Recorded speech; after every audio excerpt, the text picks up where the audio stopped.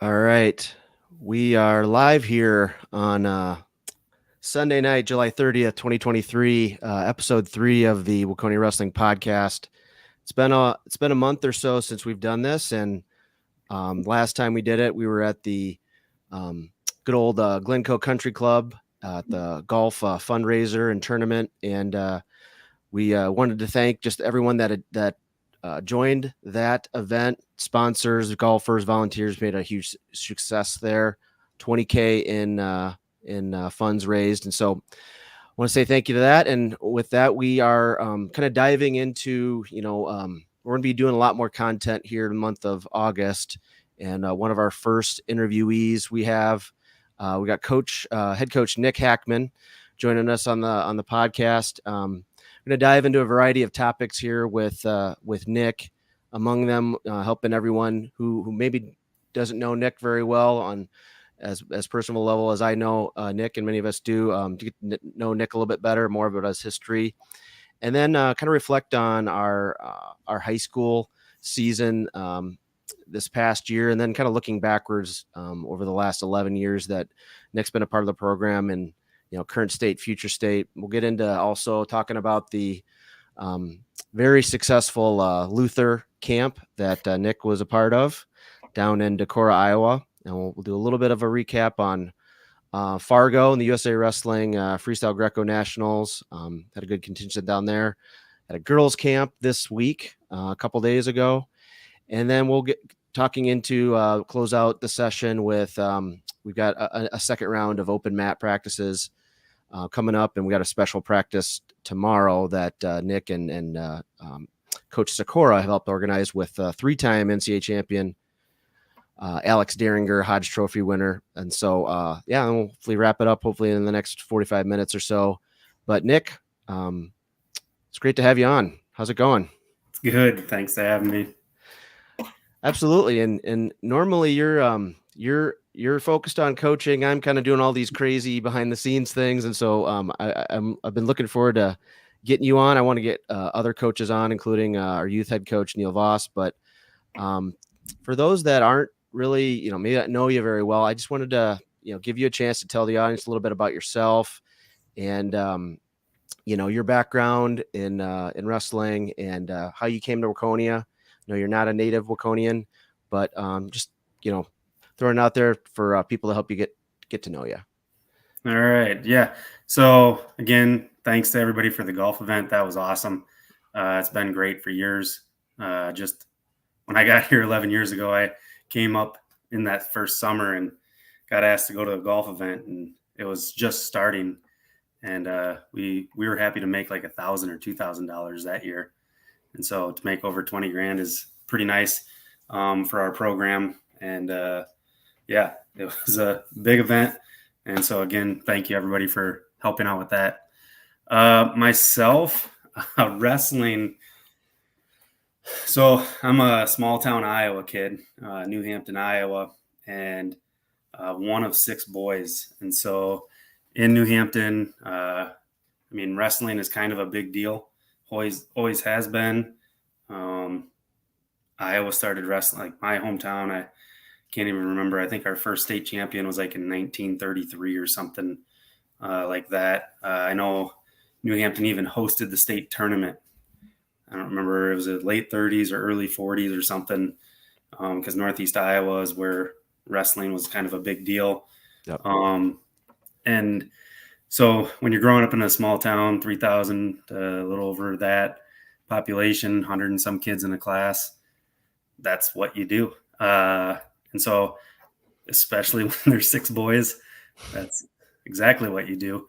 And so it was neat. My wrestling career started young. I don't think it was kindergarten, but somewhere around 1st, 2nd grade. And that was because my oldest brother and stuff was already wrestling in middle school. And so I just kept with it. I always say to people it was kind of a big deal. My lineage with my brothers, there was a Hackman like on the varsity team in New Hampton for, I don't remember if it was 12, 13 years. There was a year or two between me and my youngest brother. Yep. And then he was on it again for another 3-4 years. And so people were always like, what the heck? Are they ever going to graduate? Well, when you have one family that spans 15, 16 years of age, kind Yeah. of a thing there. So yeah. Yeah, and you in New Hampton's eastern Iowa, I believe. Yeah, northeast Yep. Iowa, up by Waterloo, Decorah area. Yep. And I think you went to after high school. You went to Iowa State. Yep, went to Yep. Iowa State. I know you're a Hawkeye, and but went to Iowa State. I did grow up a Hawkeye, like Yep. northeastern Iowa. You're Yep. Iowa all the way. 35 kind of divides the state a little bit. Yep. My brother, that's 2 years older than me, he went to Iowa State, and I always looked up to him. And I had thought about going D3 for either wrestling or football, and then I was like, you know what, my body I had a few injuries and stuff, and so I was like, I think I'll just go for academics, and went to Iowa State. I wrestled some intramurals and stuff there.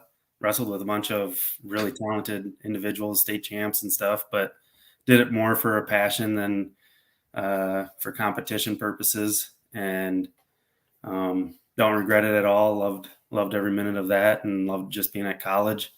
Iowa State was where I then, met my wife, Lindsay, and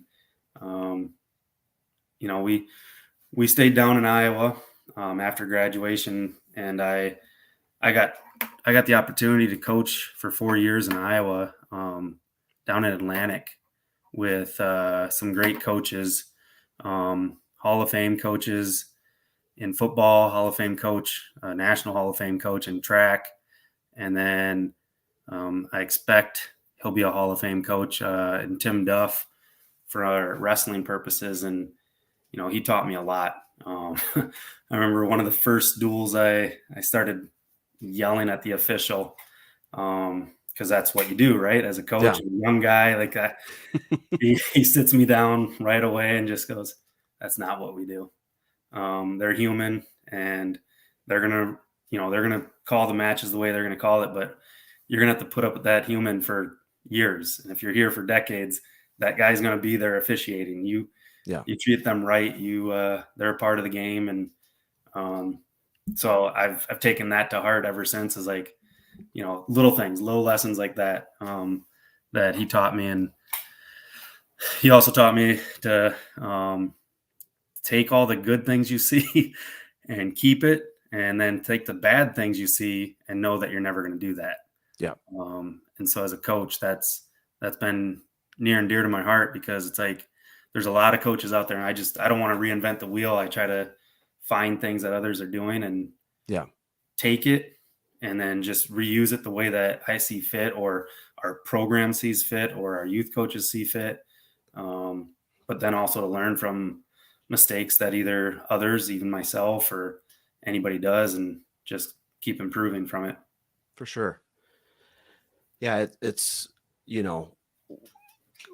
coaching is kind of one of those professions where we're really allowed to be copycats, right? And it's kind of a real great example in collaboration. And you see a drill and like, oh, that's a really great way to do that thing that I've taught. And yeah, it's great. And I know Atlantic I remember just kind of back in my Iowa, football craziness days. I was part of the student section, all that stuff. The big recruit out of Atlantic was Blake Larson, right? And small world. So let's talk a little bit about then. You're in Atlantic for a little bit, and then how'd you Waconia was your next stop after Atlantic, is that correct? Yes. Yep. Let's talk a little bit about what brought you to the good old cornfields of Carter County. So interesting is my wife. So we were down in Atlantic, and she had 1 year of college left when I first got my teaching job down there. And so we got married and bought a house together, and lived in Atlantic for 3 years. But Atlantic's smack dab in between Des Moines and Council Bluffs. And so she was working downtown Des Moines driving 70 miles one way. Wow. And so it was, at first I was like, okay, this is okay. And then by year 2, like I basically was like, if a job opens in Carver County area, because that's where she's Yeah. from. So that's, her parents still live in Norwood, Young America. She went to Mayer Lutheran.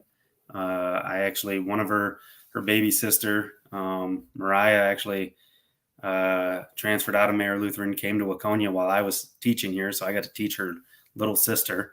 But I was struggling, like she was struggling. It was wearing on her. That's 140, 150 miles, 2 hours plus driving every day for 3 years.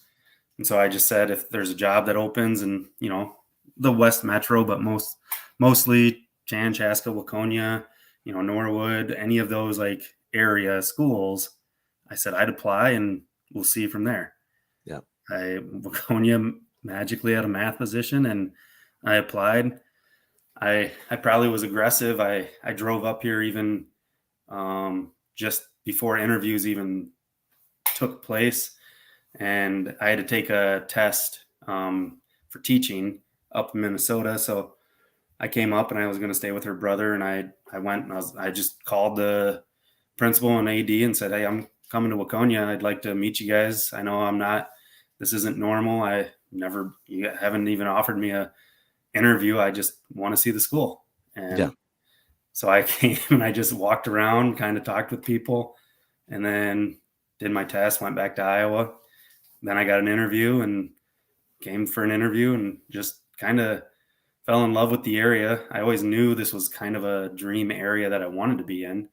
When I was always coming up to see my wife or her family and stuff, and I thought it was what I wanted. I'm not I like warm weather, but I'm not a fan of being on the beach all the time.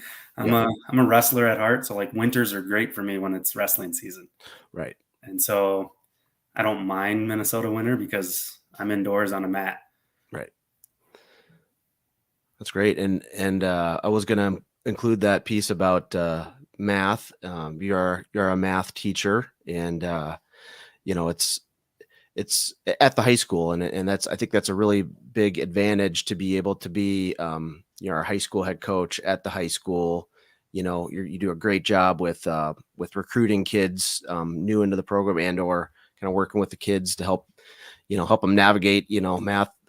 Some of those math courses are, sometimes math's not the thing for some kids. And know you're a great teacher in that respect. And you might be having my son Carter this year, I'm hoping. So we'll have to work through the counselors, make sure that happens. But that's a great thing that you did at the school there. And I know that you also are you coach both in the fall.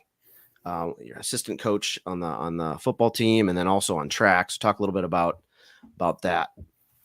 Yeah, it's always been a passion just to be like a coach. I don't know. It was one of those. I guess I'll go back a little. I started at Iowa State actually as an engineer. Okay. And that's 3 of my brothers are engineers. And so I have a good, strong math background. I kind of thought that was the route I was going to go. And it was like a full year into engineering. And I saw 2 of my older brothers, and my one that I followed at Iowa State, he was in his courses. And I just didn't feel like that was what I wanted. It wasn't passionate. I didn't want to sit behind a cubicle. I wanted to work with people. Yeah. And I remember in high school as a 3-sport captain, like I remember parents telling me as a senior, like they couldn't appreciate my leadership as a teammate. And like, you have a thing with this, like working with other people. And so I was like, okay, how do I do this? How do I was afraid that if I became an engineer, I couldn't do that type of thing. And so I don't know how. I just was like, well, maybe if I get into education. Even for some reason, all my teachers told me don't get into education because, you're destined for engineering or something like that. So I was a little nervous. It was one of the weirdest times in my life to think about switching from engineering to just mathematics education. And I called my dad up, and I was like, Dad, I got this weird thought.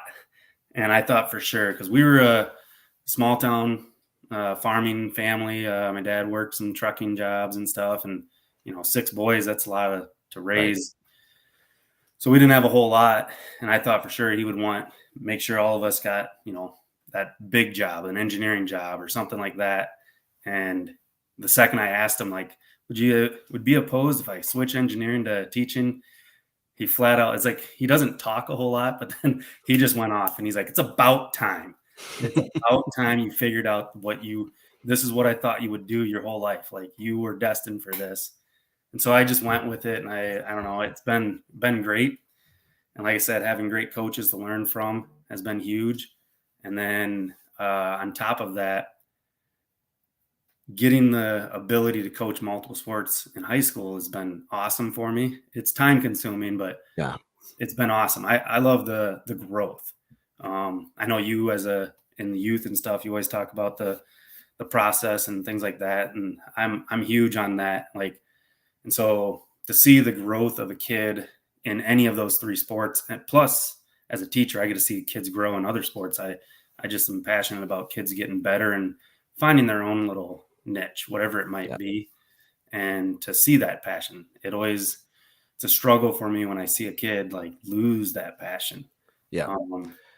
Well, yeah, it's I think I was talking about it this weekend with my wife about, we're both very passionate about just the mindset, the growth mindset that you're talking about. And I remember, comes from, well, there's lots of sports psychology stuff, but there's, Carol Dweck wrote a book called Mindset. And I think she was among the pioneers of this concept of, our things in our way in life were not fixed, right? Right. There's not, I'm not, oh, I'm a bad wrestler. Well, no, that's not true. That's a fixed mindset. We can all grow in whatever we're trying to do through skill development, through hard work and effort will acquire skill, and that will hopefully lead to, success. And so, it was our reflection on that this weekend. It's just so, it's so inspiring, that concept. And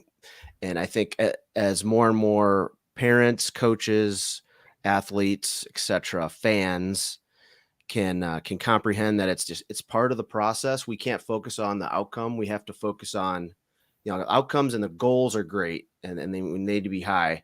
But if we focus too much on that, we're not focusing on the right things, which are the inputs to the process of developing skill, growing as a person, spiritually, mentally, physically, etc. Is how you get there, right? And those are the things we can focus on. Yeah. Yeah, and that was actually, I know we're going to talk about Luther, but it's one thing Coach Mitchell down there, Dave Mitchell, the head coach, has been for years. And I always love a session down there where he gets all of us coaches to come together. And there was 36, 39, I don't remember, like teams there. So there's coaches. We're in a lecture hall, and he just talks about like that type of stuff. But this year it was all on, we've got to kind of rebuild the mindset of our own coaching field. Yeah. It was a thing, wrestling had to be like the saying that wrestling is your life.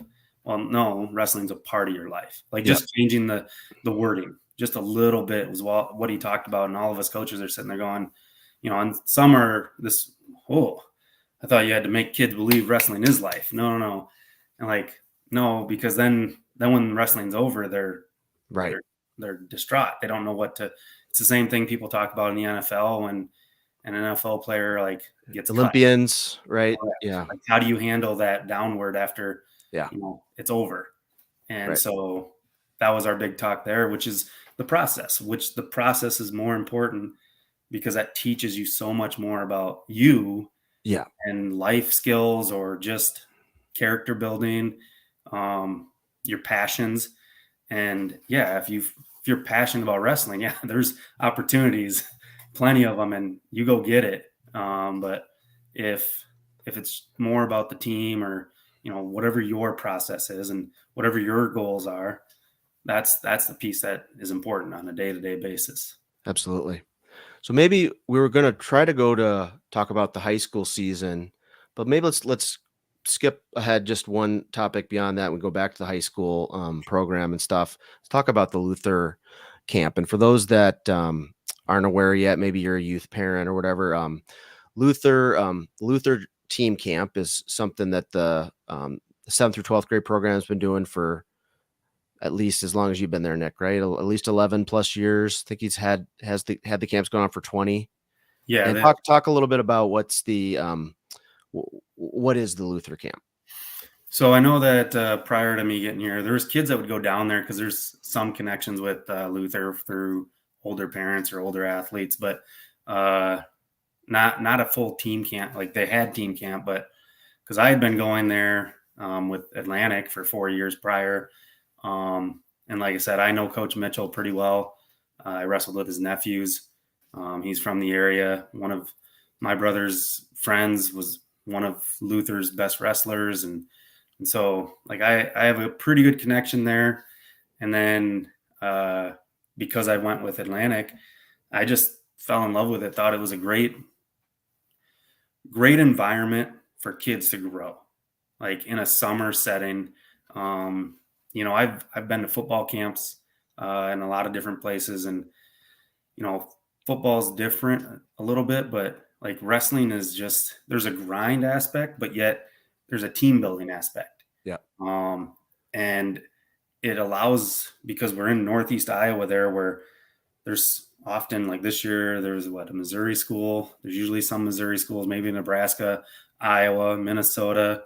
Every once in a while, Dakota, but you got Wisconsin. Every once in a while, Illinois. Schools will all be there. And so you get to see competition that you normally don't see unless you're going to Fargo or you're going to other bigger events. And so an average kid can come with and see competition they'll never see again, so they don't have to worry about it. But yeah, it's a neat environment because you're in the hills of Decorah, Iowa, right in the bluffs, and it's kind of majestic, but yet you're there to wrestle. Yeah. And there's duels. So you wrestle, probably 10 weights kind of, and we usually bring more than. So like this year we brought 28 guys, and right. We ended up, so it's pairing kids up close to weight, and they got a ranking system. So that way, like you're trying to put a kid that's a varsity average wrestler versus another varsity. Sometimes a state place winner wrestles a JV kid, but that's a rarity. Like you're trying to get varsity guys or state placers together. You're trying to get, like, we had plenty of matches where it was 2 first-year wrestlers out there wrestling, and it's hey, they're out there facing each other and they're trying to help their team out. That kid might not see the varsity mat for a year or 2 or 3, but they're getting an opportunity to compete to help their team out. So yeah, we had 10 duels. That's usually about how they do it. They pool it right away, and then however you do in your pool, then they repool it. But they always have 2 clinicians, usually some type of, like a Hawkeye, Cyclone, South Dakota State, somebody that's a Wisconsin guy, like somebody that's an All-American or national champ, national finalist or something, to run some technique stuff throughout the beginning of camp as well. Yep. And then they do these silly games, but team building activities is what they call it. And our guys, this year was like one of the first years we've competed a lot. They've got these Nordic skis. It's 2 wooden planks with holes drilled in them and strings and knots. Yeah. And so you have to put, I don't remember how many guys, like 8 guys or something on these planks, and they have to like move together as a team and go so far down a track. And then I think they have to turn with the skis and then go back. Let's just say we've never won that event until this year. And the guys were just, impressive. They were pumped. Like something so simple, they were more pumped, and they came flying into the gym and just excited about that. Like that's the type of thing that's just is fun about Luther. Which is what draws me there, is because Coach Mitchell does a nice job, and his staff The counselors, our Luther kids, they're excited for our kids. I know many of our guys that stay in contact with the counselor that they have, and the counselor that they have will have them on Snapchat or whatever it is. And just, they might have a connection where they actually talk. It might just be send stuff, whatever it might be, but it's neat. And then, like I said, this year, my biggest thing was, and I've told this to some people that, I try to act cool that it wasn't that bad to lose as many seniors as we did this last year. I know we'll talk about the recap, but yeah, we had a good senior group. right. Three state finalists, a Mr. Minnesota Wrestler of the Year, all graduating. And so it's a little nerve-wracking thinking about what's the future look like. I know that we have talent, but I didn't know where the leadership was. Yeah. And a lot of outsiders always think, well, that's on the coach. It is, but it isn't. It's on the kids. You got to have good leaders. Right. It's our job to help them grow as leaders and try to navigate them so that way they understand how to lead. But you have to have those strong leaders, and we had a really strong senior group. And they kind of overshadowed probably our program for a year or two here. And so it was like, where are we going? What's this next wave going to look like? And at Luther, my eyes were opened to just an outstanding group. Like, I had two other adults with me. One that's an ex-head coach in the state, talented coach that just wanted to hang out with us. And he was in awe of how this group looks and the leadership that this senior group plus junior group combined. Right. He's like, you're going to be good. These kids are excited and they're ready to take the reins and just go with it. And I was like, 100%. It is by far the best thing. We did well as a team. Don't get me wrong. We won a lot of duels. We finished third. We had like 5 guys go throughout the camp with 1 loss. We had, a Maverick. He had to leave early to go up to Fargo, but like he goes out and pins a state runner up like it was nothing. And I'm in awe with their wrestling ability, but I was more taken back by the thing that I needed to find out was where's the leadership. And it just showed through like no other, which again, every year that we go to Luther, that's what I get to find. Yep. So, hey, 1 second. I'll be done in about 30 minutes here. Okay. Talk to you. Sorry. So I was at Luther, 2 years ago? Just kind of watching the last day tournament there. And, it's been cool to see that progression of this year's incoming senior class and the junior class. And I mean, remember these kids all the way back from youth. They've made huge, especially the senior class, they've made huge strides in that department in terms of leadership. Because we struggle a little bit as that group as 6th graders. And it's so encouraging to see, again, growth mindset. These kids progress into young men that, and down the road women, we'll get talking about that too. And it's so cool to just, I guess among the coolest parts of the sport is the transformation of these kids from heart and mind. Right. And, their wrestling careers eventually will sunset at some point, hopefully farther down the road than shorter. But what we're trying to do is it's so cool is we're creating these high character individuals through the sport. And we're biased, but I grew up and played a lot of soccer. I've, done some soccer coaching, but the individual transformation that kids will have in this sport is like nothing I've never seen. And other sports do that too. But I think the fact that this is an individual and a team sport really adds to that dynamic. And so cool to hear the great progress down there at Luther. Let's talk then back about our high school program. I'd kind of framed up this next discussion as past, present, future. Let's get the banner going. Talk, Coach, about you've been in the program now for 11 years. Talk about where we've been as a program in the past, and that transformation that's really happened over the last 10, 11 years.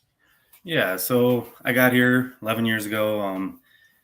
I didn't know what to expect. I looked up the program. I had met Kelly actually at an event. He was a coworker of a cousin, spouse of one of my wife's cousins. So we were at an event together. So we got talking, and very similar backgrounds. Waconia was a small town at one time when he was here, and he grew up here. And asset of having him around, like he knows everybody, he can get you what you need. And so it was nice. And my first year in, I didn't want to step on any toes. I'm the new guy. I'm an out-of-stater. And like day one, basically him and Coach Pettit both were like, whatever you want to do, just do it. We trust, I was an assistant right away.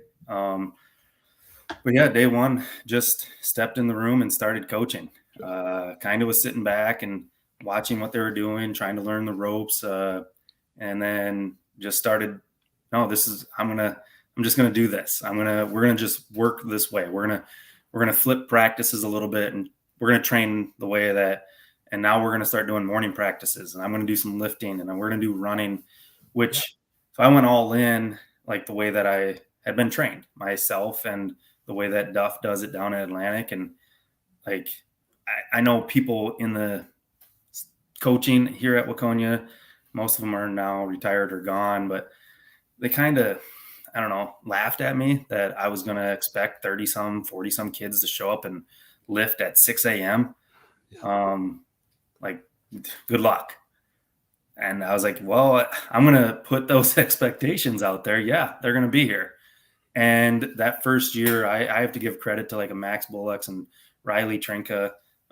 Jacob Steinbauer was a junior, but the seniors and juniors could have easily just, I didn't know how it was going to go, but they could have easily just said, no, we're not listening to you. You're the new guy. I don't trust you. We've got our, whatever. But they just listened. There was a few butting heads right away, but they were like, this is what's going to make us better. We're going to get better. Yeah. And that could have easily went the other way.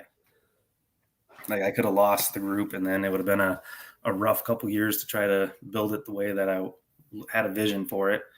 But also to have Kelly and Pettit basically go, no, you're good. Do it.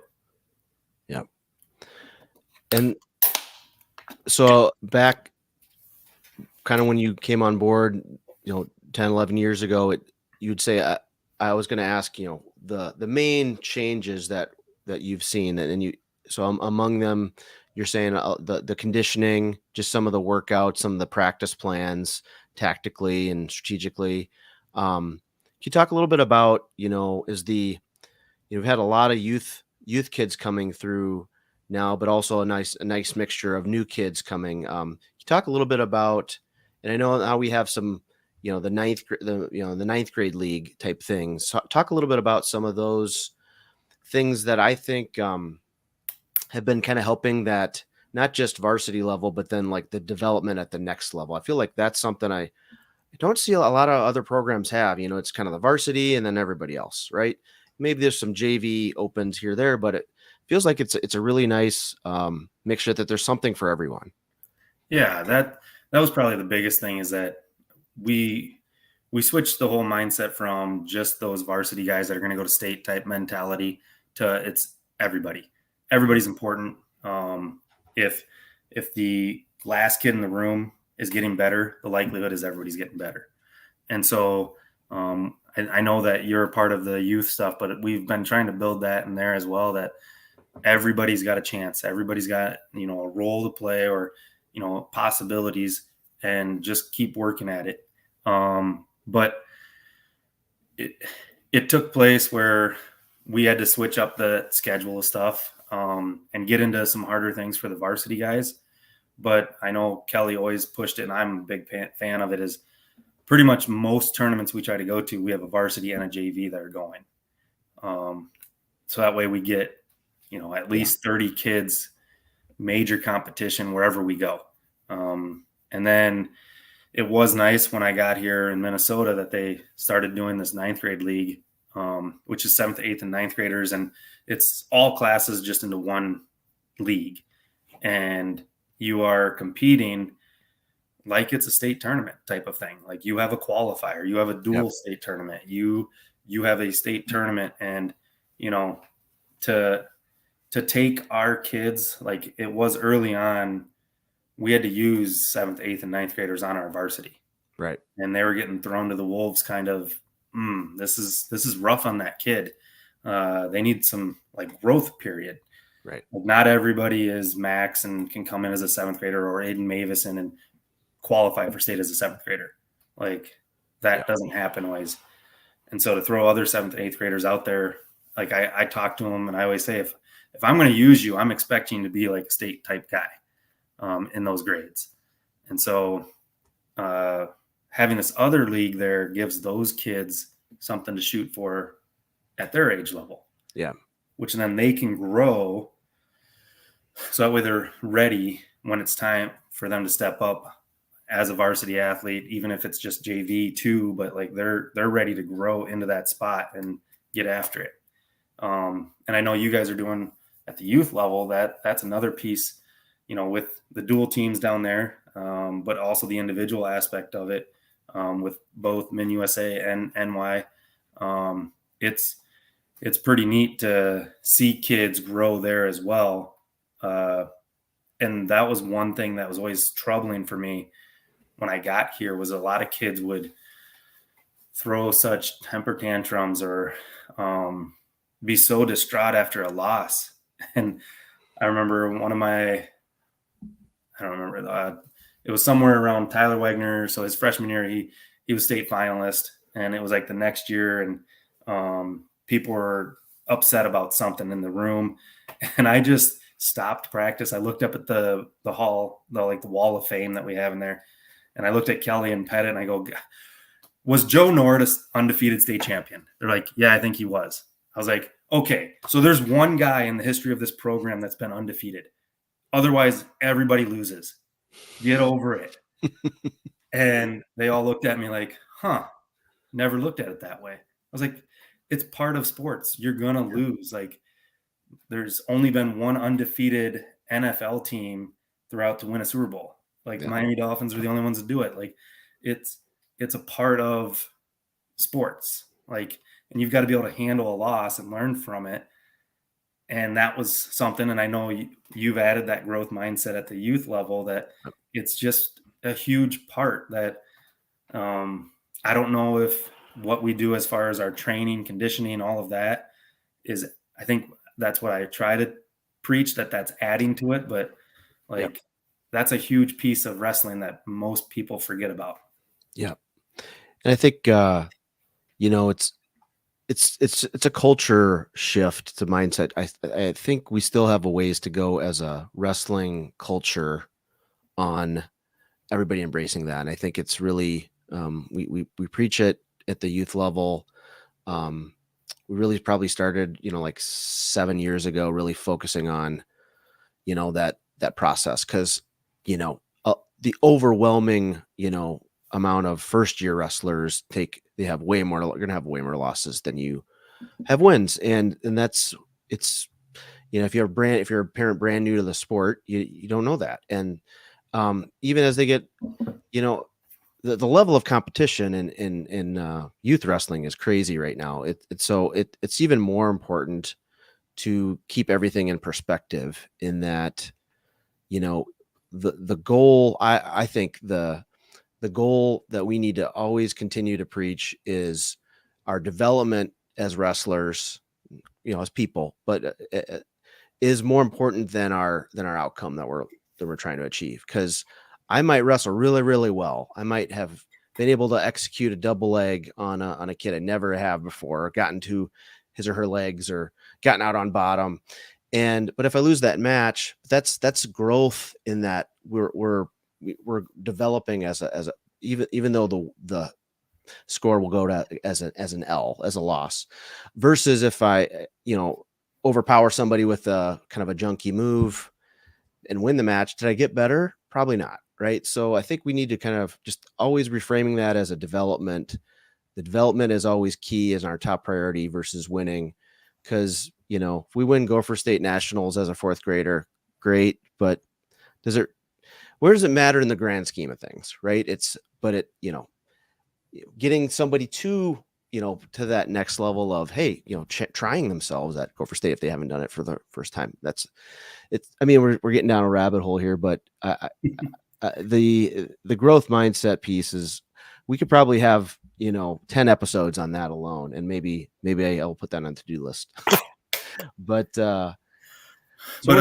one little, like, just where the program was and what it's doing is, again, I've said it out loud over and over, that I can't thank, like, Kelly Wagner and Mike Pettit, and the people that were around, and right now, like, people that are on our board that have been John Hemsey, that have been part of the program way before I got here, and just had something going, and you could see it. And like, I remember like a Mike Schultz telling me, like, you're going to do something here. There's something set for the future. You just have to do it. Don't know how it's going to be done, but there is something in motion here. And like within the first couple of years, I think it was my first year, we didn't even have a state place winner. We had two guys that were like one match from placing. And then my second year, we only had Jacob Steinbauer, I think, even make it to state, and he took third.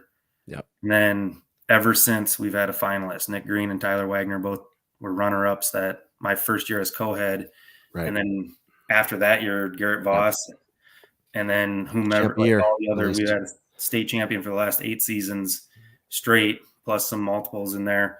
Yep. And it's just booming. Like it's amazing to see how it's grown. And the nice thing is it's just building off itself. Obviously, having a max was special, but I think that's going to just elevate us to have more kids and people want to be like that or create their own legacy. Yeah. I don't know who people always ask, well, who's your next max? And I was like, I don't need another max. I need somebody else to step up and become the next, whoever they are. Yeah. I want somebody to make everybody as excited as the last few years with Max, and I want somebody else's name to be the name. But the future, the kids always get mad at me for using little quotes, but the future is bright. Yeah. We have a lot of talent. Like I said, at Luther, we saw it. And the last season with those seniors getting fourth last year, having a Mr. Minnesota, I got awarded that Coach of the Year. Coach of the Year, AAA.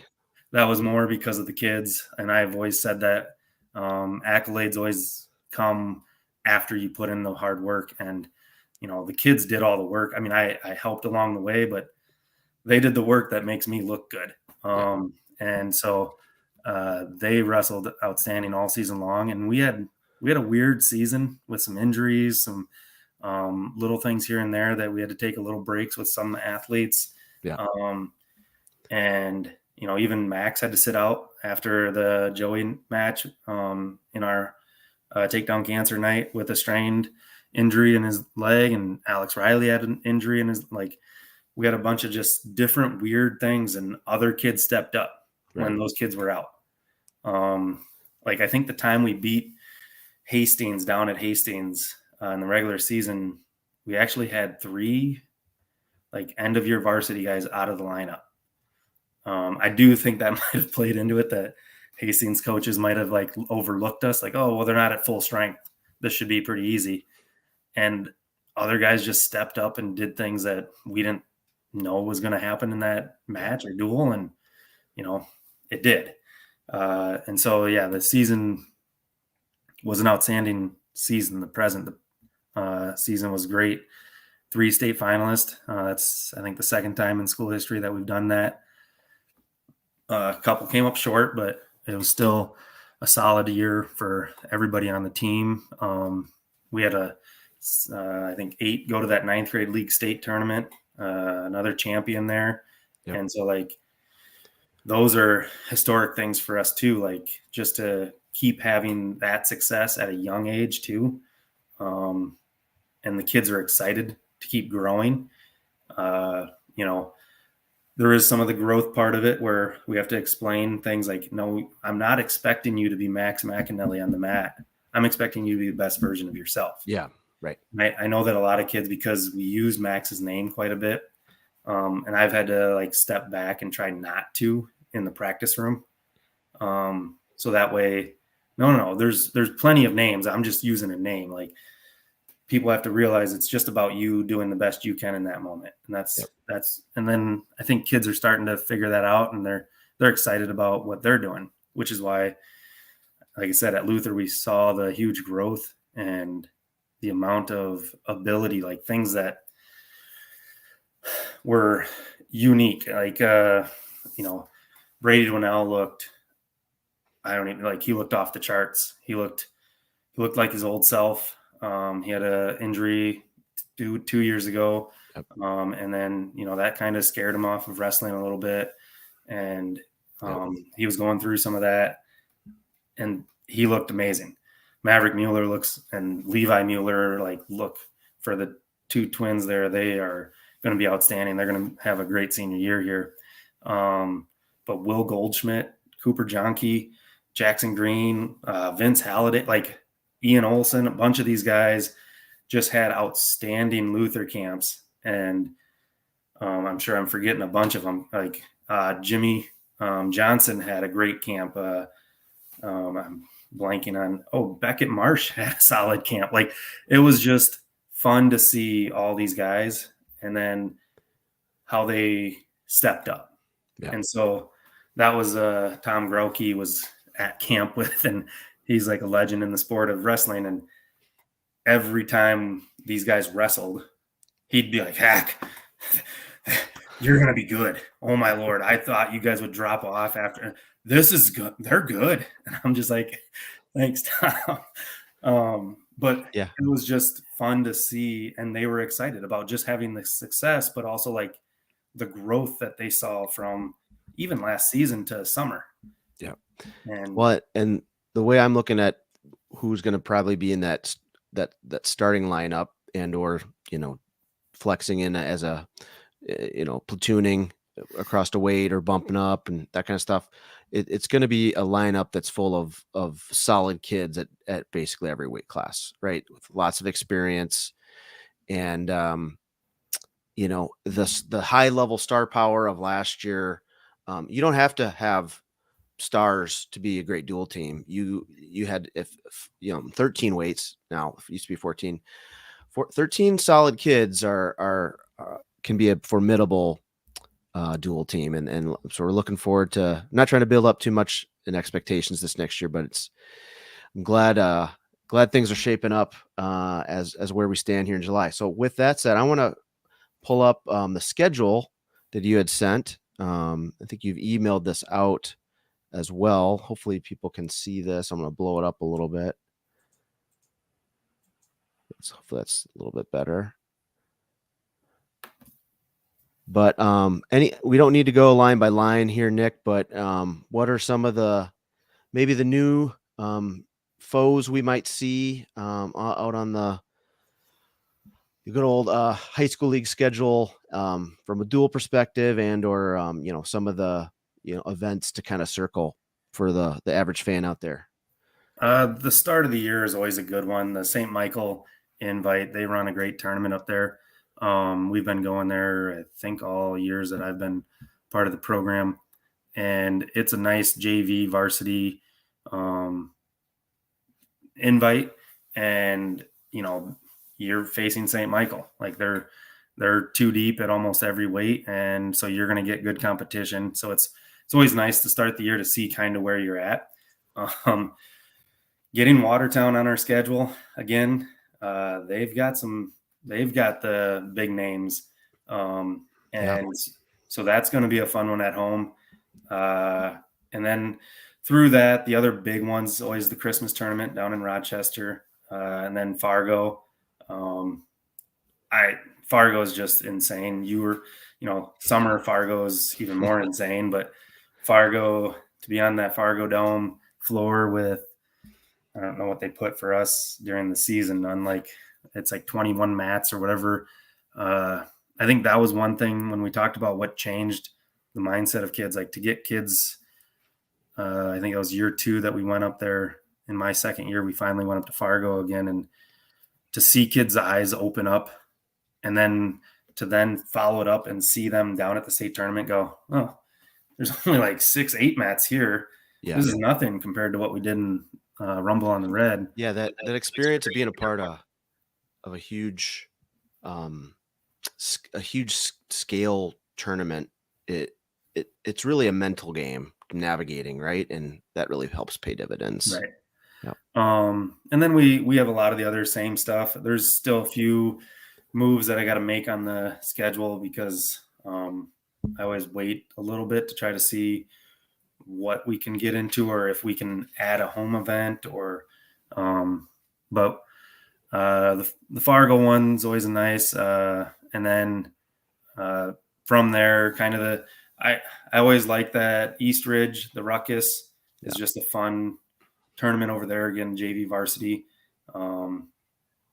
And then to finish our year out, I'm always a fan of, it's been, Kelly always did it, but I love it. Mound West Tonka has a Friday, like last invite on a Friday night. And then we go right into our junior high JV end of the year jamboree over in Dassel. So like in a 2-day, yeah, it's a lot of wrestling for me, but I get to see pretty much the entire 50, 60 kids wrestle in a 24-hour kind of end of year tune up before the state stuff for the team. And I get to see where kids grew. Like, again, I'm about where they started and how I finished them, throughout a 3-month season. And like, that's the growth that I get to see. And often our junior high kids go up to Litchfield to start the year off, and they'll wrestle the same kids that they get to wrestle at that jamboree. And they went from either getting pinned right away to now pinning kids. And it's like, do you see how a 3-month, if you put in the work and do the little things right, you can grow? Now, it usually doesn't go that big of a flip, but it could go from getting pinned to now you're losing by 2. Like, understand that the growth is there, and it's okay that you lost as long as you felt like you got better throughout the season. Right. Yeah, it's a jam-packed schedule again, and I was looking back to where how the schedule was built, say 6-7 years ago. It was more duels, whereas we've shifted over the last several years to, during the COVID years, all duels. That aside, to good mixture of duels, but also those JV and varsity open tournaments that allow everyone in the program to, if you're a brand new wrestler, JV wrestler, to, starting 120 pounder, there's everyone's going to get some good matches for their level of competition that are going to help them become the best version of themselves. And yeah, I'm really excited on this schedule. We are, as we speak, kind of, putting in, slotting in live stream event sponsors, and we'll be sharing more of that at kind of locking things down at the board level. But for those that are of you out there in the business community that want to put your name on, sponsored by XYZ company, reach out to me and we'll get you slotted in. We've got pricing and things like that on our website for what that looks like, but we're already loading up the calendar with sponsors for these events. We've been blessed to be able to, these away events, cover and live stream as well. And just from a friendly phone call to the or email to the AD community out there, which has been really helpful. So excited to dive into the schedule. A couple of months, we're 3 months away, but it's going to come up faster than we realize. So, all right, so we're running a little behind, but that's okay. I think we want to dive in real quick into kind of a Fargo USA Wrestling freestyle Greco Nationals recap.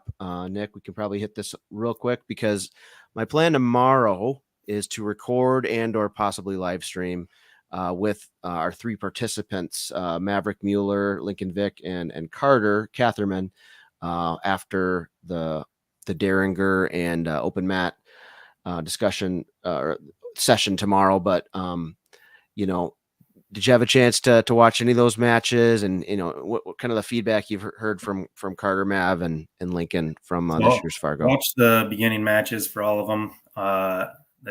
Again, it's experience, and I knew Maverick talked to me while we were at Luther. He's like, I don't know what to expect. He's just like, I just want to learn from it. And I talked to Carter at open practice on Thursday, and he's like, it was the greatest thing ever.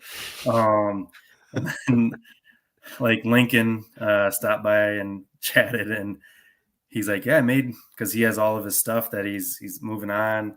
And he's like, that, yeah, the black market up there with selling things. He's like, I had $500 worth of singlets and things that I had to sell off. And I just like hearing those guys have their experience, because I'm on social media, and like you see on Instagram or something, like people showing stuff from up there and talking about it, but then to hear from our own three guys the exact same fun environment that they have. It's a go and it's a grind, but at the same time, it's a camaraderie thing of being with the largest the largest tournament in U.S. history or world history, I think is what Sikora said. I think it was the largest tournament in the world, like 7,000 wrestlers. It's awesome where the sport is at. Yeah, I'm looking into. I'm hoping when I do get them pinned down for a live stream to talk more detailed about the navigating. How to profit from the free market, the merchandise of shoes and singlets and gear that kids would basically around the corner of the dome. Kids would basically freely trade shoes, merch, etc. with each other. Their singlets, if they were knocked out, they could then trade their. A lot of kids brought old singlets or singlets from past years, and so it's a good education in economics, right? And math, right, Nick? Yep. So we'll look forward to talking more with them about that. But you're right. I from what I had talked with them about, it's just great experience for them and to be part of Team Minnesota. I know they had some high goals there, and we'll talk to them about that. But developing as wrestlers and going up against the best is always a good thing. And they all they gave it their best. They represented Waconia Wrestling faithful, proud, and so I'm looking forward to talking to them about that. So, and for those on the freestyle scene, Greco, USA Team USA is U17 Worlds begin tonight, 3 a.m. in, I believe it's Istanbul, Turkey. So the Greco starts and then freestyle later in the week. So kind of, just like we were a year or so ago, we were cheering on Max. So that's happening again. Let's talk about the girls' camp that happened Tuesday and Wednesday of this week. Nick, I know that you had been recruiting hard for this, and we want to give a couple of shout outs to Marlene Deed, Katie Lang, and Allie Bernard were our clinicians, along with one of our very own youth coach, Jake Avery, helped kick off the event with a great warm up. And then special recognition to Brian Moyer, who is the proud father of potentially 5 wrestlers now in the program. Yes. He's got Jacob and Mitchell are in the 7th, 12th grade program. And then Marissa, Caroline have been in our youth program the last 2 years. And then Isabel is going to be a junior, and we're trying to get her out for girls wrestling. So Nick, talk a little bit about, what you saw at the camp, and then just, for those parents out there that have daughters, nieces, etc., granddaughters, What's the future of girls wrestling look like here in our program and those opportunities? So start the camp was awesome. I didn't know what to expect. I remember getting a message way back mid-season from Brian, yourself, others, Kirkpatrick, just trying to help me navigate as the high school coach. Like, how do we get this going, and how do we get it going faster? And so, kind of, okay, let's see how many kids show up. Well, then it started getting closer and closer, and there's 60 signed up. Oh, wow, that's. Yeah. And then it was like 70 some signed up. I think 68 or whatever it was showed up throughout the 2 nights, Yep. and that's huge. And it wasn't all Waconia girls, Right. but it's just the sport. Like I've always said, I want nearby towns to get better because then that makes me become better. Like I then have to coach better to be above them. And so that competition breeds excellence. And with the sport of girls wrestling taking off here and the high school league finally sanctioning it 2 years ago, it's starting to go. I hope it catches fire here soon. And I just want to be a part of it because I don't want to fall behind in Waconia. I think we have something special here in this community with our athletes. I think we have, and I coach track, so I get the privy of coaching boys and girls in track. And I've said it, the athletes and the girls' focus in the town of Waconia in this community is outstanding. I'm not saying the boys aren't. I'm just saying that the girls they elevate to a new level. It's hard to like fully explain, especially on a podcast, but they go above and beyond. And if we could get that going here, I think our girls program could be something special. Yeah. And I know we have some talented youth, but we need it to get going at the high school so that way we don't fall. Because like St. Michael had 20 some girls last year. Mora had Apple Valley is taking off with their girls program. Right. Pine Island, yeah, Horse Lake, Hastings, Otana. Northfield. Yeah. I don't want to fall 5 years behind, and then we're just getting going, and they're already flying. So that's where my push is, because I know what the girls' athletics in Waconia can do, and I think that if we get them to get past the thought process that like wrestling's gross. I don't know what's holding it back. I know that a lot talk about cauliflower ear and stuff. And I'm like, well, I've wrestled over 30 years and I don't have it. So, there's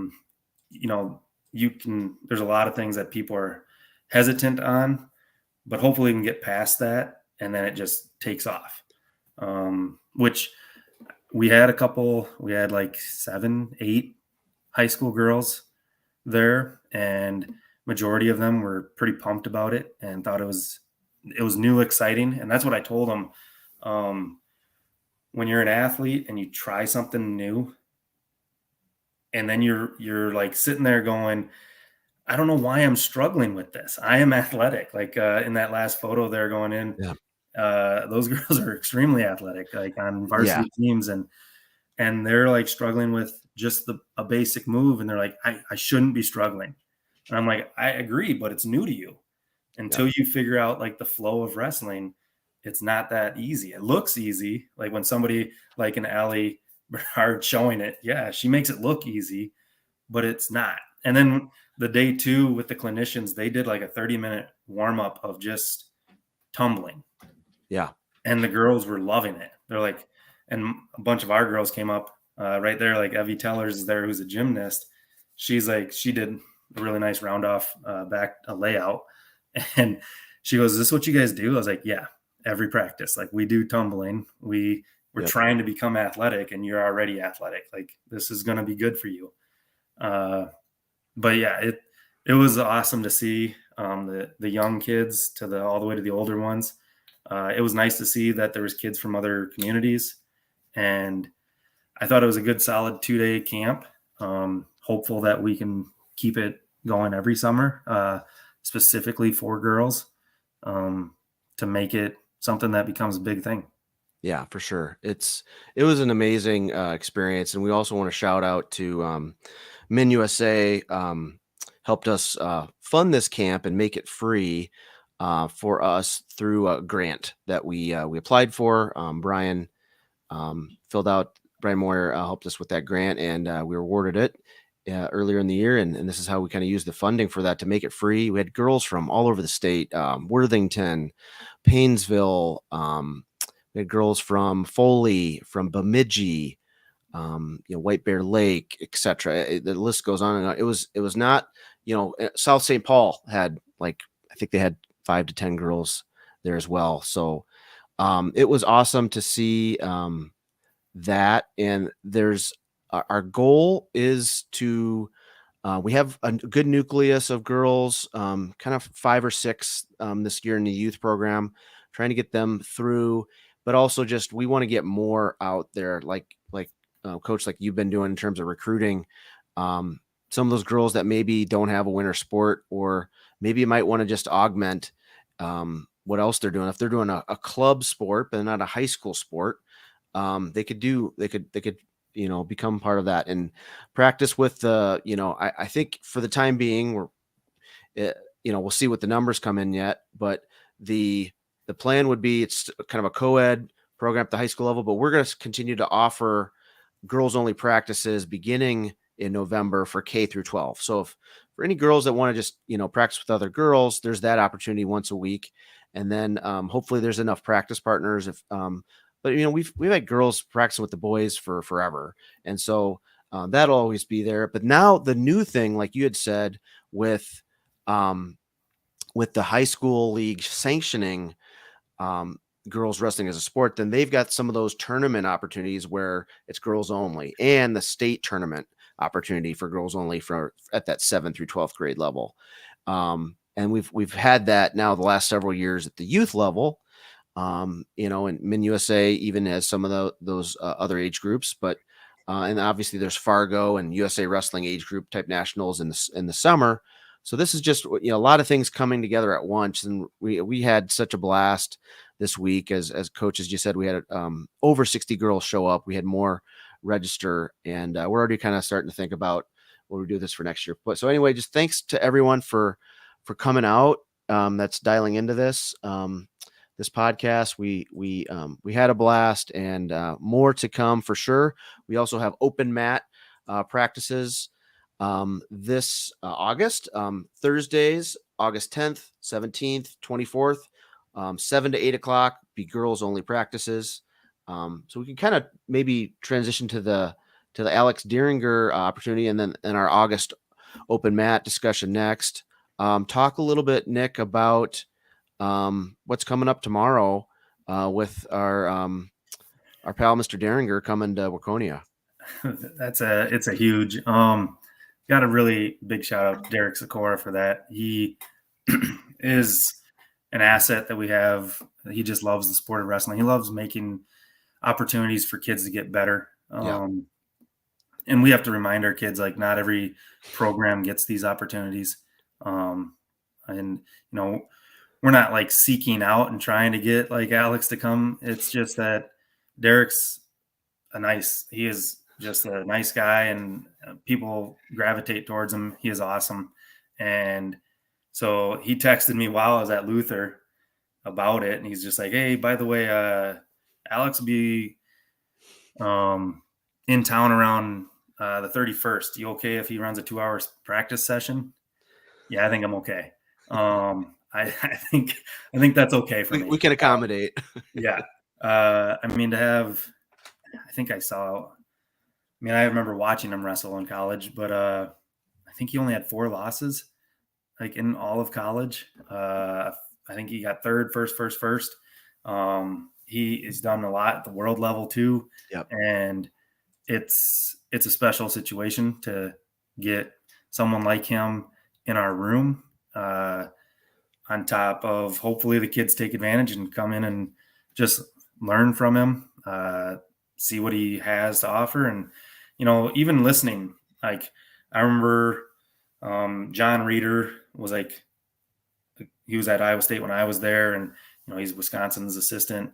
and like hearing just a snippet of like what they have to talk about, what they either had to go through, or how they got to where they were.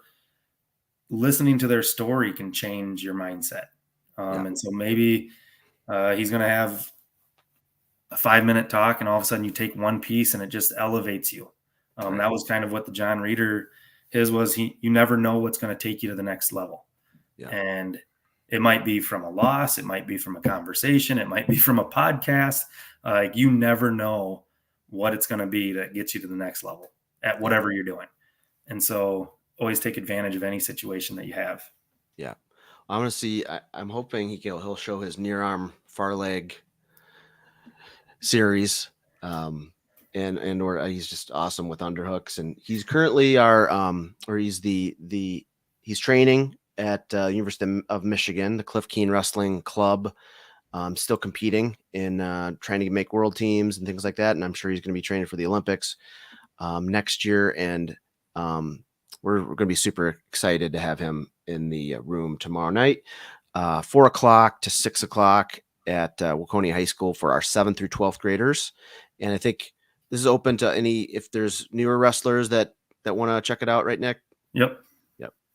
Then after that, we're going to have our kickoff of our open mat for our youth kids, and youth kids can come at 6 o'clock tomorrow night and sign autographs with Alex Dieringer, and then have a fun practice with us, and then Mondays and Thursdays until school starts, we will be in the wrestling room those nights. So cool stuff. So I think we went a little bit over time, but gosh, we had a lot to cover. It's been a busy summer so far, Nick. We got one more month left. It feels like we've fit a lot into when football starts. Yeah.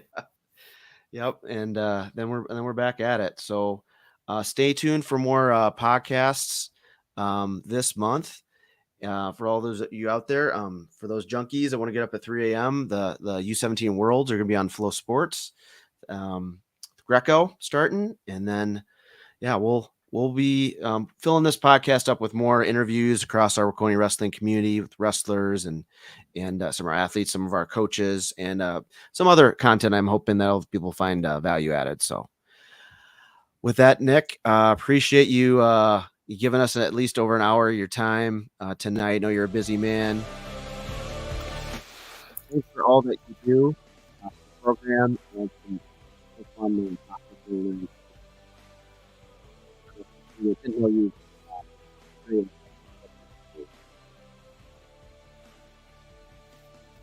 Thanks for everything, and have a good one.